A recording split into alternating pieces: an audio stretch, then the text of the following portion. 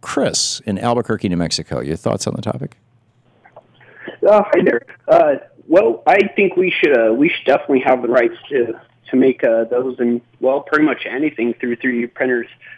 I mean, aside from obvious things of people convicted of violent crimes and things, I don't really. But I find myself very torn by this because the argument that you ought to be able to make anything, that's a pretty compelling argument. On the other hand, we do regulate certain kinds of weapons. I mean, what if we were talking about a hand grenade?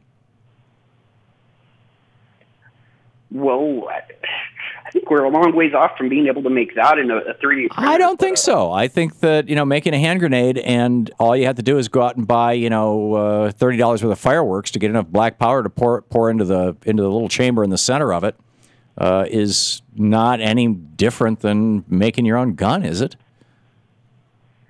Well, it's a little different. I mean, especially with the grenade, like if you get the explosives from elsewhere, I mean, that's the main. Make your own IEDs. Everything else is just the shell. So you could stuff gunpowder in a pipe if you wanted. Yeah, well, and people do, but that's illegal. And so if somebody is saying, okay, here's how to do this, and you can do this, and try doing this now, isn't that problematic? I mean, I guess it's problematic, but it's one of those issues where I want to err on the side of liberty. Like, I don't think we should ever have to sacrifice safety for well, vice versa. I don't think we should ever have to sacrifice liberty for safety. But, I mean, there's always going to be extreme cases where, I mean, obviously, we got to draw the line long before we get to nukes or something. That's definitely something, not just anybody should be able to get. Mm-hmm. But just basic guns, I mean, I think that's, if you have the materials and the know-how to make them, there's no reason you can't. But, if there's other legal concerns, like what you're making is something that's already illegal, okay, then it should still be just as illegal. Yeah. Interesting point.